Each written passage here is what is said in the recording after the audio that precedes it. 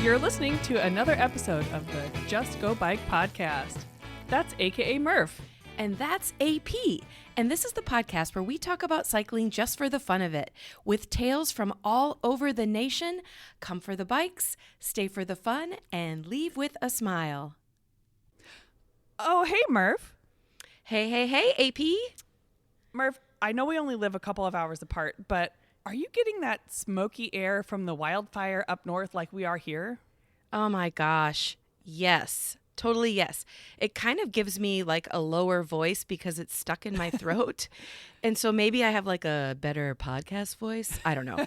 But here in eastern Iowa, the air quality report considers it like very unhealthy for the last few days. Yeah. So much so that I decided to cancel my weekly bike club ride last night. Wow.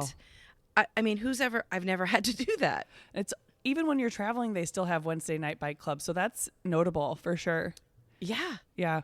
I've been trying to avoid going outside, which is really difficult because it's biking season. And I know. I walk my dogs every day and I really feel it. We've been unfortunately taking shorter walks as we've been dealing with this wildfire. Yeah, it's crazy. I read somewhere, talk about crazy. I read somewhere that breathing this level of smoky air in is like smoking 7 cigarettes a day. Wow. And that exceeds the number of cigarettes I have smoked in my lifetime. Like, yeah, same here. I know. Explains a lot. Yeah, this confirms that I don't ever want to be a smoker. So yeah, I think I could easily sign that pledge because this is crappy. Yeah. Hopefully it clears up soon and we can just all go back to riding bikes and walking dogs and breathing air like normal. I know, and just being able to see the sunshine and all of that good stuff. So, yeah. But speaking of bike rides, today we are catching up with our good friend Jason Carolan from Flexential to talk about his experience at the recent Ride The Rockies bike event. That's right. And Jason's also from Decorah, so he's a fellow Iowan. So Yes. We love that about him. And man, it seems like so long ago, but Ride the Rockies was actually just only a couple weeks ago. It's an event in Colorado that we run as a part of the RAGBRAI organization as part of our stable of bike rides. So yeah, it just only happened a couple weeks ago. I know, it's crazy. Maybe we should give a little bit of history on Ride the Rockies before we chat with Jason? Yeah, absolutely. Okay. So in 1986, the Denver Post created the Ride the Rockies bicycle tour. So that is kind of along the same lines as how RAGBRAI started, as a part of a newspaper, as an event that they created to just kind of do a little bit more with the community. So at that time, over 1,500 riders came from all over the country to participate in a 6-day cross-state tour. So at that time, it was cross-state. Now, it's been all sorts of different things over the years, and this year it was a big loop. So it's a little different this year. But it always goes through the Rocky Mountains, and back then, the tour was an immediate success, and the rides continued to this day. And I'll say, as seeing the ride, it's obvious as to why it was a success and why people want to come back year after year and ride it, because the Rocky Mountains are so cool. It's just incredible to get to ride through them and experience that. So cyclists then and now represent all 50 states and several foreign countries. So people really show up from all over the world to ride this ride. Right. And I think it's been mentioned before on this podcast, but the whole concept of Ride the Rockies happened because it was either a journalist or a reporter, somebody from the Post, that went to Iowa to ride RAGBRAI and decided, I'm going to take this back to Colorado and see if it works. And we all know it worked. It worked. And yeah, so Ride the Rockies is kind of like RAGBRAI in that it's a multi-day event. If you ride the prologue, which is sort of like a VIP event at the first day, it is 7 days, just like RAGBRAI. But the big difference is obviously the terrain. I don't think you'd call them rollers like we have in Iowa. You're right. They have real mountains, like with super long, slow climbs and also some pretty darn fast descents. Yeah. Okay, so here's funny. One of the days this year, I noticed the riders were doing the exact same or really close to the same elevation as we will do Thursday of RAGBRAI when we ride from Des Moines to Tama, Toledo. It's just over 4,000 feet of elevation gain. Yeah. But in Colorado, it was one long climb and only half the miles that we'll do. So don't don't freak out. Yes, you're right. Yeah. Yeah. Spoiler alert: there are no mountains in Iowa, but No. the rollers are significant. So No, get yeah. ready. Yeah. Before I went to Ride the Rockies, I would have called them mountain-like, but now that I've experienced Ride the Rockies, I would say they're not even close. Right. Yeah. Yeah. And it was, you and I got to be part of the crew when we went to Ride the Rockies, and it was like just amazing to watch all the riders, gear down and pedal up mountains for hours and hours. Yes. It was so inspiring. I know I don't want to get into it too much before we got Jason on the line, but it was crazy how you and I were in a car together sort of spotting the riders, and we would be like, okay, as soon as we get to the top, we're going to pull off and take pictures. Okay, as soon as we get to the top, but around every curve, the mountain keeps going and going and going. And those riders were so strong. Like they just stuck with it. They just ground through it, got up that mountain. Yeah. Yeah. And we were very lucky. I mean, along with beautiful views and helping out the riders, we even got to ride a short segment. And being at high altitude is quite noticeable to our what's the right word? Delicate. Our delicate Iowa lungs. Yeah, totally. We were laughing a lot about how we had just done the pre-ride riding across Iowa. So we were in great shape, but we had to stop and catch our breath just doing things like walking up the stairs, like a short flight of stairs. Exactly. Yeah. All right. Well, let's get to our interview with Jason. He got to ride it and experience it all. So let's talk to Jason. Yeah, let's do it. So, and like I said, Jason's an Iowa native, and he'll be joining us on RAGBRAI as well. So he knows all about cycling and the cycling culture of both rides. And now he lives in Colorado, so he is well adjusted to the elevation, so he can speak to the ride like a true pro. For sure. All right, here's our interview with Jason Carolan.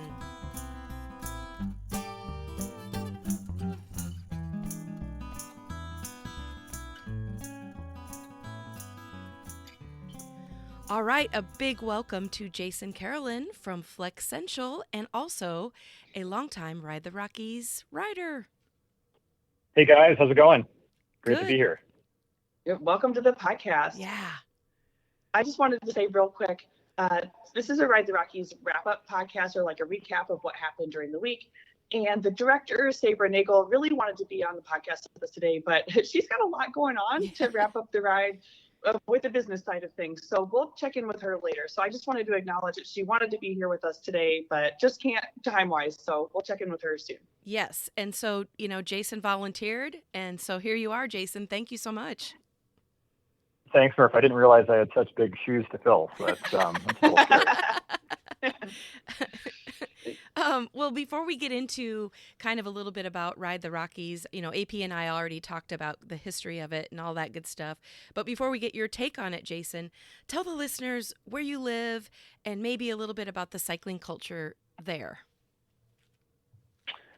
Sure. I live in Denver, Colorado, and I was trying to think back how many times I've done Ride the Rockies, but it's been quite a few. But the cycling culture in Colorado is I grew up in Iowa, so I compare and contrast a bit. There's fewer towns and cities here than Iowa, so yeah. You're doing events that are much more stretched out, typically, and certainly the climbing is real. I wouldn't say real climbing. That's not what I mean, but it's certainly more of a challenge, perhaps, just because you're dealing with altitude, and when you're dealing with altitude, you're dealing with less oxygen. Mm-hmm. So different challenges. But yeah, no, it's great. The gravel scene here is really taking off. It's a little bit harder in Denver proper to find good gravel, but always has been a very mountain bike centric state as well. But it's great riding here in Colorado. And what's your favorite style of cycling? Like, are you mostly road? Are you mostly gravel or mountain biking? Yeah, I'm one of those that really prefers just to leave my house and ride. So that makes me mostly a roadie. Yeah. But I do gravel from time to time. I joke that I'm just not technically capable of mountain biking. So it just does not work with me. My kids and my wife are far better mountain bikers than I will ever be. And this is, somebody that puts in, thousands of road miles a year. So kind of crazy. Yeah. I'm the same way, where I like to just leave my front door on my bike and go. But luckily here in Iowa, at least where I live, there's gravel within a mile, there's road. And actually we Right. have We call it mountain biking. It's single track, a little bit of elevation here and there, but we have that too within, a mile of my house. So that part's awesome. That's awesome. I grew up in Decorah, and certainly there's a pretty big mountain biking scene over there too. Mm-hmm. So totally get that.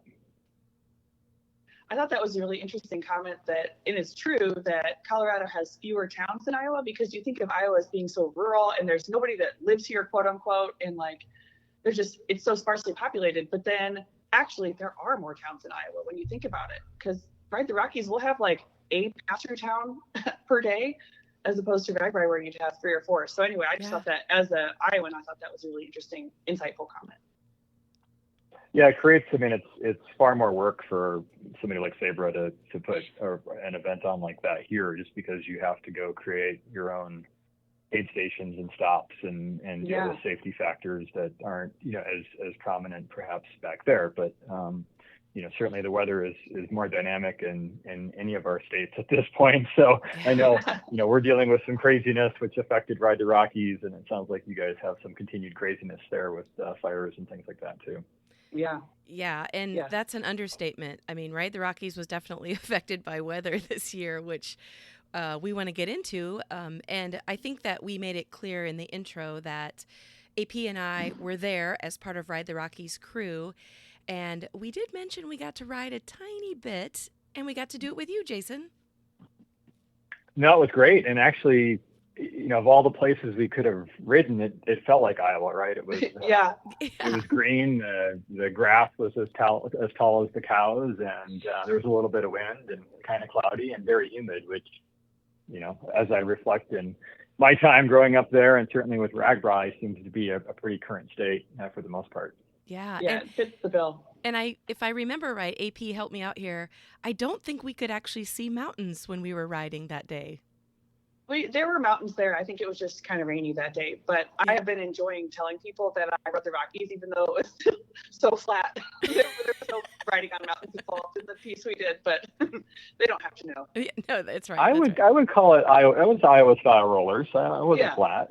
It wasn't flat absolutely. at all. Yeah. And it was at higher elevation than I am used to, so I get credit for that too. Absolutely. For sure. Yeah. So, okay. No, it was a lot of fun. Let's get into the whole week of Ride the Rockies. I know we've had you on the podcast in the past, Jason, to talk about Ride the Rockies, but what are you at as far as how many times you've done the ride? Well, I've sort of lost track, just as we were chatting before. I know I officially hit the 10 mark a couple years ago, and my wife reminds me I probably have been out on Ride the Rockies for at least a half a year of my life. So somewhere probably in the 11 or 12 or 13 times, I would say, but pretty regularly over the course of the last 10 years or so, as Flexential and Via West has been, officially part of the ride. So that's been great. Yeah. Do you want to briefly touch on what Flexential is? Sure. So we're based in Colorado, and actually have a dual headquarters in Charlotte, North Carolina as well. But we build and operate data centers as our primary business. So we build big 30, 40 megawatt facilities that house computer servers and storage for kind of the Fortune 1000 and hyperscale and social media companies and things like that. And then we operate network services and cloud services on those customers' behalf as well. But we're in about 20 states in the U.S., really focused on the U.S. But probably the closest one to Iowa is a facility we have up in Chaska, Minnesota. Oh, okay. And the cool thing about Flexential is the only connection to biking to Flexential is you, and then also a lot of the people that work for you are also big into riding. Is that correct? Well, we bring about 15 or so every year to the event. Nice. Really focused around the prologue. So I would get that extra day to make sure I can, my wife can really count how many days I'm gone. So, we bring a bunch of folks for the prologue, really focus on that. It's a great introduction to the ride, just because you don't have, 1,500 or 2,000 people. You've got, 50 to 75, which just creates a much more intimate experience. And that, 15 is a combination of customers, prospects of ours, employees, but also some great partners like Peak Resources and Arista and others that have supported us over the years to be able to bring, customers, employees together. So it's a great event. Besides Ride the Rockies, we've sponsored the Pro Challenge in the past, the Colorado Classic, both the men's and the women's side of that.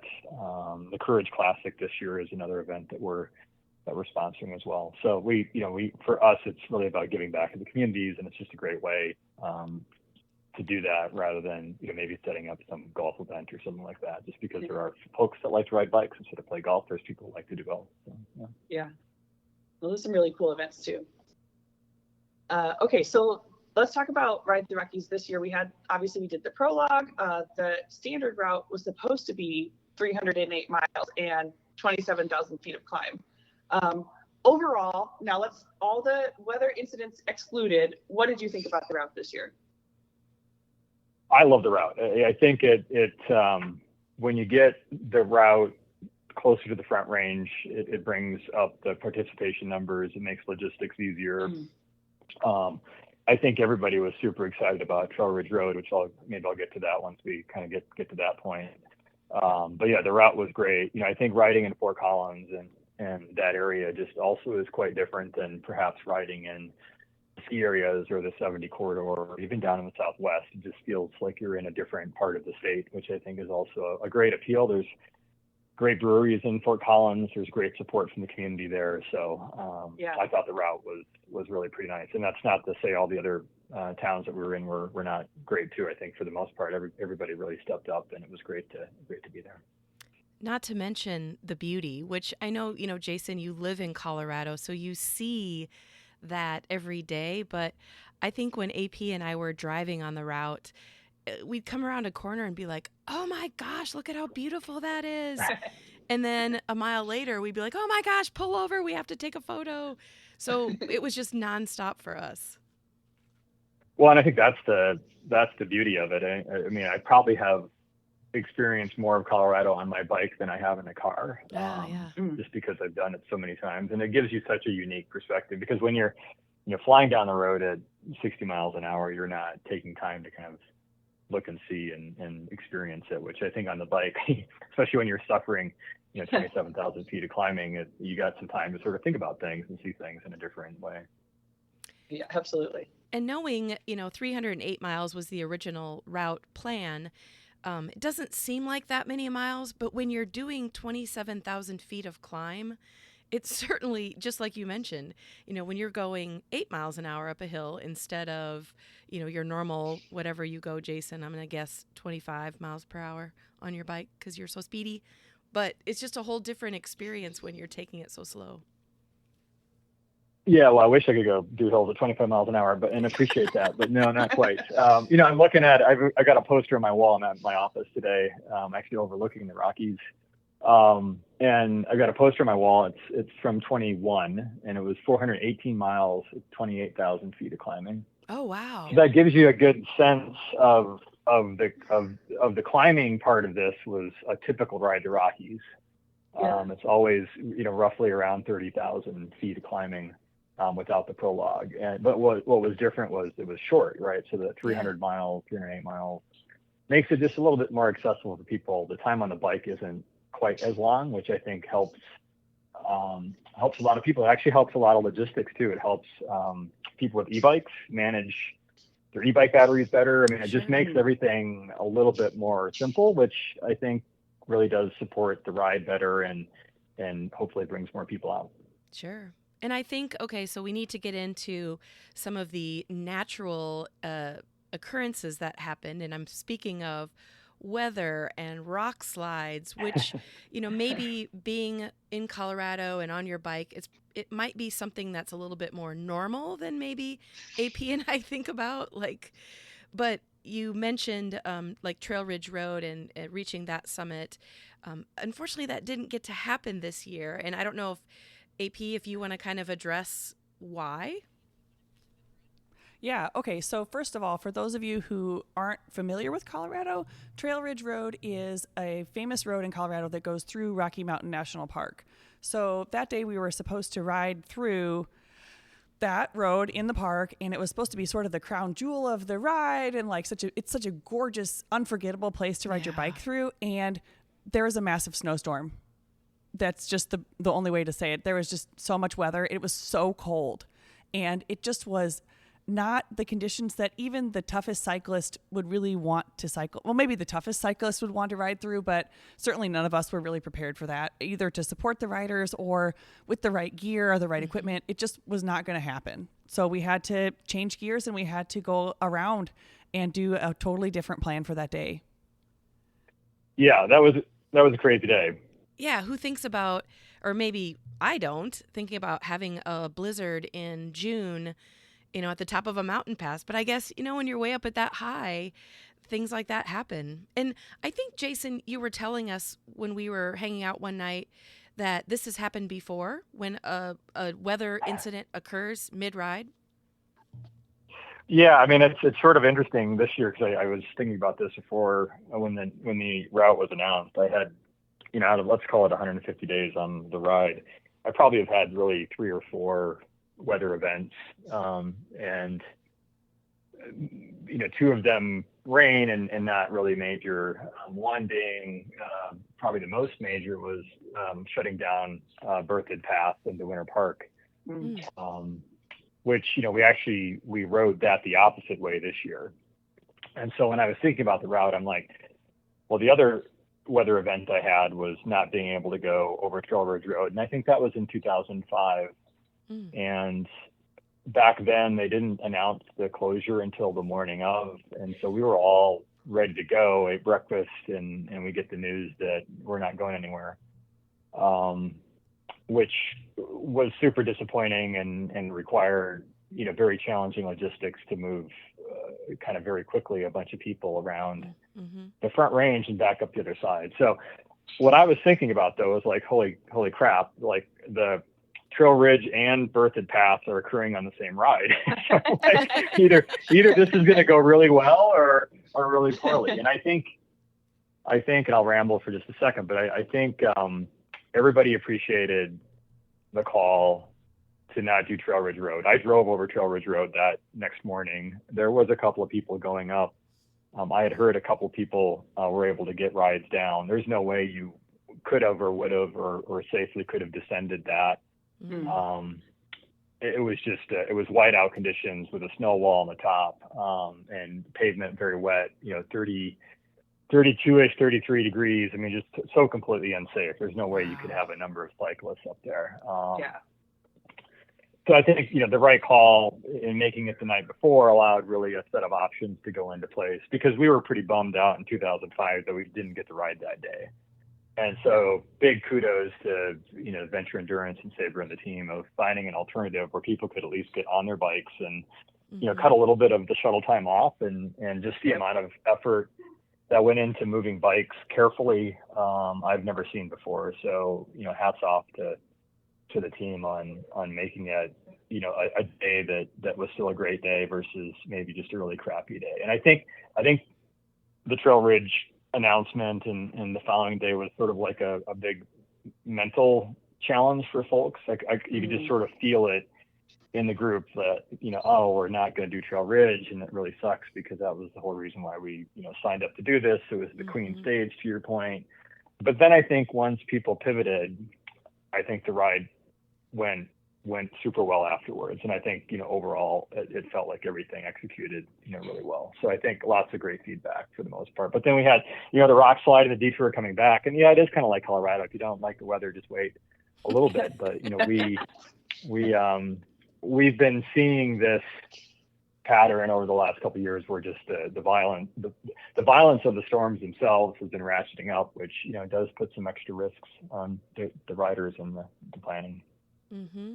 So super quick story, and then I'll let AP talk a little bit more about it. So we, AP and I flew in a couple days into the ride because we were back in Iowa doing the route inspection ride. So we missed the first, the prologue that you mentioned, Jason. But so we arrived, and then early that morning, we were sent on a mission to go get a bunch of ratchet straps, which I'll have AP explain what the ratchet straps were for. So we're in this vehicle, a rental vehicle, we have our Google Maps on, and we're just, chit-chatting that morning. And then all of a sudden, my phone says, rock slide ahead, road closed, no alternate route. And we both look at each other like, what? There's no way. There's no way that they just, well, sorry, we don't have another way around. So we kind of laughed about it, and then, tried to, of course we didn't have any service wherever we were. So we're like, well, I guess we'll just turn around and figure out an alternative way, which ended up being like hours to get back to our original, where we started from, and then to do a go around to get to our location. But I was like, how can you live like this? But I guess that's Colorado. It was the most Colorado notification that I've ever received. So anyway, what's weird too is like we had a tornado here last week on the west side of Denver, which it never happened. So yeah, I know it's just a little bit crazy for sure. Wow. That's an Iowa notification to have a tornado. So right. Yes, exactly. That's funny. Okay, yeah. So we went and got, I don't know, 250 ratchet straps from, I don't know, a Home Depot or like some like box store. But so the purpose of the ratchet straps, and if you don't know what a ratchet strap is, it's a restraining device that you use in a box truck to hold things down and keep things safe. But it all came down to this system that was devised by a crew member named Wesley Smith. And we were so lucky to have him on the team because we obviously didn't know this was going to happen. But Right. Wes's expertise is moving triathlon bikes in box trucks, because if you're a triathlete, it's really important not to change your settings on your bike, not to change the seat height or how the handlebars are on. So you can't just box up your bike to transport it like you do on RAGBRAI. So we have this like world experienced guy on our crew just by like luck who knew how to transport these bikes for people as we went around Trail Ridge Road, because we gave people the option. You could either ride an alternate route and then have your bike shuttled to Grand Lake, or you could just shuttle your bike right from Estes Park to Grand Lake directly and not ride at all. So we ended up transporting each and every bike on Ride the Rockies with this insane ratchet strap system. And I want to give a shout out to his bike company called Pro Bike Express. So it was so cool to meet him, and I think we're going to probably talk to him on the podcast later to get into it more. But yeah, Wesley is absolutely amazing. He's been with us before, and he is a logistics expert, and certainly probably without him, I think lots more damage to bikes probably could have happened, which never is good for anybody. Nobody wants that. So he's awesome. And I will give a shout out to Colorado bicyclists who do Ride the Rockies, because AP and I were on the team that had to lift each of those bikes out of the box truck and take them into this, secure area that we kept them at. And I don't think any of those bikes weighed more than like 3 ounces. Like it was, I could lift two at a time. I'm the gal that is a bagger, and all my steel frame bikes weigh, probably 40 pounds without all the gear on them. So I was like so thankful for all you Coloradoans that have very light bikes. Yeah. I know it was a negative thing to happen, but all the bikers were really, really awesome about it, really understanding. And for me, it was kind of a silver lining because I got to look at some really cool bikes. Oh my gosh, that's. I was taking them off the truck and I'm like, ooh, that one's cool. Ooh, oh my God, wow. Or like, look at that paint scheme. It was a really cool experience.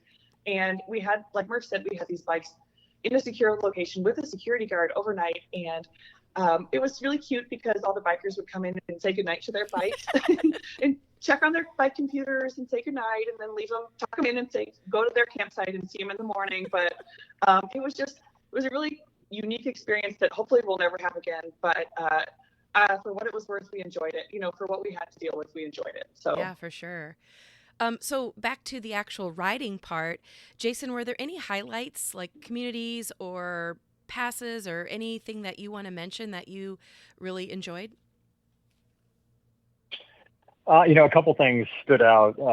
Having cinnamon rolls in Glen Haven was amazing as we rolled up into Estes Park, and there's a part of the road there that turns into these switchbacks that are just crazy, like 15 to 18% switchback. So having a cinnamon roll before doing that was either a really good idea or not, depending on how you look at that. But I thought it was great.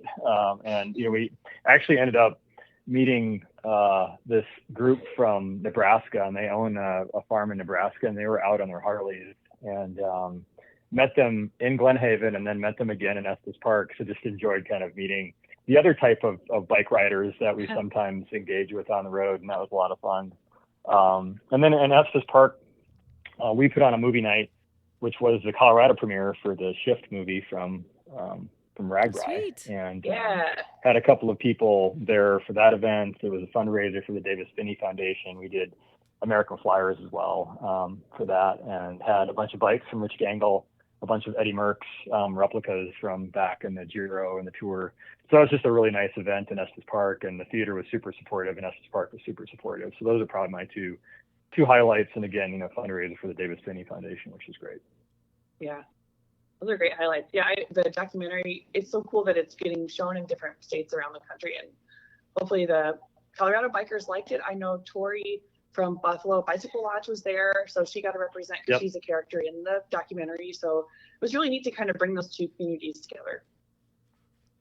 No, it was super great. I mean, I went way, I had no contact, so I hadn't seen it before, but very touching, and the feedback of all the folks. Because for the most part, everybody was there like, hey, American Flyers, it's about Colorado and the Tours team and Dinosaur National Parks. They were there kind of for that, and then this was sort of a surprise, but I think people really, really, really thoroughly enjoyed that. Yeah, that's awesome. So, Murph, do you have any highlights for the route that you enjoyed? I mean, I know we were driving instead of biking, but you want to mention anything? Well, my favorite part of the week was actually getting to ride, but we've already talked about that. But I absolutely loved Grand Lake. It was so beautiful. Everyone was everywhere, everyone was very friendly and accommodating to, the biking. But Grand Lake, I don't know. I had so much fun there. Yeah, they were really kind to us there on all sorts of different fronts, especially letting us park 1,000 bikes in their community center. So right. That was really awesome. And they handed out patches, which was kind of fun. I would say another highlight that is a bit of a weird, kind of a weird one is Gilpin County and Central City. When they built the road that connects I-70 up to the casinos up there, it was a privately funded road. It's super steep and it's a hard climb, but for the first n number of years they didn't allow cyclists on it, and so the only way to kind of get back there was this other road called Oh My God Road. But the fact that we were able to ride some really nice pavement, albeit steep, but I thought Central City did a really good job of welcoming the cyclists there, and kind of a different type of thing, hanging out in casinos with your bike that I've never experienced on Ride the Rockies before, but I actually thought it was pretty good. Somebody in our group I think won $1,600, so he was got some new bike components out of that. So that was fun. Central City is like I don't know if I'd call it a hidden gem, but it looks like a super old-timey town. Like you mentioned, Jason, it's up on a hill, but then you walk into each business and there's it's almost like a hidden casino is inside there. So I had never been there before. I'd love to go back there and spend a few days. So I feel like each and every one of the towns on the route this year, I'd like to go as a tourist, not in, when I'm not working and I have other things to focus on, because it was just really cool and a lot of really very Colorado things. I think beyond what you guys said, some of my favorites would include Granby Ranch, because I'd never been there, never heard of Granby before this route came out. And it was just so pretty. And because of the recent rains that Colorado has been experiencing, there were wildflowers everywhere. Yes. And it was just a real treat to experience. And then probably my second other highlight that you didn't cover already would be as on one of the last days of the ride, we had a rock slide on the route of Ride the Rockies. So we had to reroute again.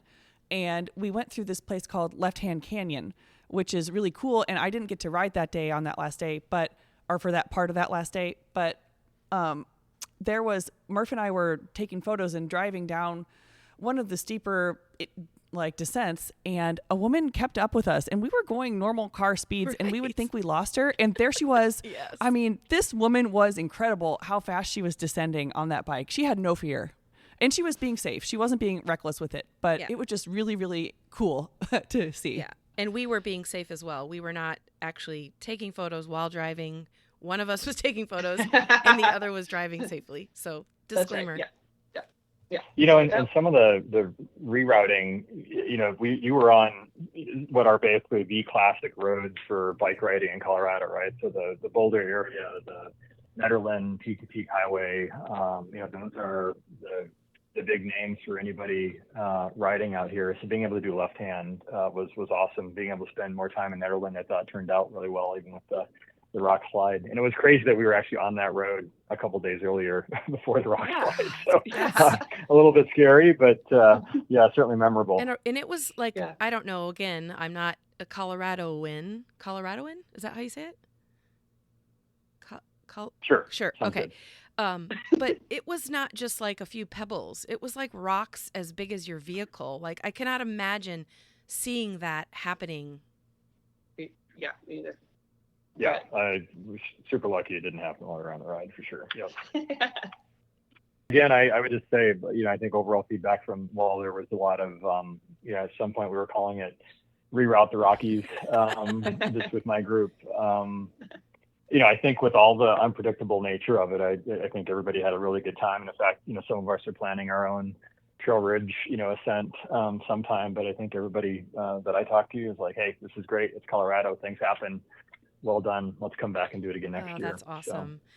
And so now that Ride the Rockies is done for this year, I'm sure your wife is happy. But what's up next for you and your bike? My immediate up next, I think, is Mount Evans, which is a hill climb here July 8th. Mount Evans. So Trail Ridge is actually the highest continuous paved road that goes from one place to another in the United States. The other highest paved road is the road up to Mount Evans, which is the Mount Evans hill climb. And that's July 8th. So that goes up to 14,240, something like that. So there's that. And then the Triple Bypass is coming up. So that's always a very popular event here for people that like to ride and climb in Colorado. And then certainly RAGBRAI is after that. So July is a busy month. Yeah. And it sounds like an awful lot of climbing. A little bit of climbing, yeah. I say a busy but month. Hey, I've heard there's some doozy days in Iowa this year too. So I would agree with that. Yeah, I think we've talked about that quite a few times on this podcast about the route this year and how you better be training. Not you, Jason. You're well trained, but I mean, your everyday riders who are coming to Iowa for RAGBRAI better train up. Yeah, they'll have some riding. They won't have any Rockies to contend with, but they'll have some hills to deal with. So. There's a different kind of training for RAGBRAI. So yeah, absolutely. Yeah. Well, Jason, thank you so much for coming on the podcast and kind of, giving us your recap on Ride the Rockies. And I will speak on behalf of me and AP. We absolutely loved hanging with you and riding with you. It was a blast, and hope to do it again soon. And thanks for coming out. It was a lot of fun. Next year we'll have to try to get a few more miles. Yeah, I think that's a great goal. A few more miles for me and Murph on Ride the Rockies 2024. and maybe less bikes that you have to pick up. Even though it was super cool as a bike geek to be able to check them all out. Maybe we don't have to move quite so many next year. Yeah, that works for me. All right. Well, thanks, Jason.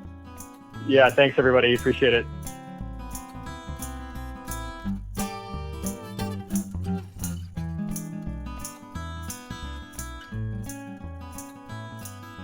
Well, listeners, that is it for this week. We both want to thank you for tuning in to listen to the Just Go Bike podcast. And if you'd like to contact us with a comment about the podcast, or maybe you have a topic in mind, you can reach us at justgobikepodcast@gmail.com, or you can also follow us on social media at Just Go Bike on Facebook, Twitter, and Instagram. Please rate, review, and subscribe to this podcast, especially if you're a fan. And if you have any extra time, pop on over to the Murphology podcast for more bike adventure interviews. All right, that's a wrap. We'll be back next week. Until then, just go bike!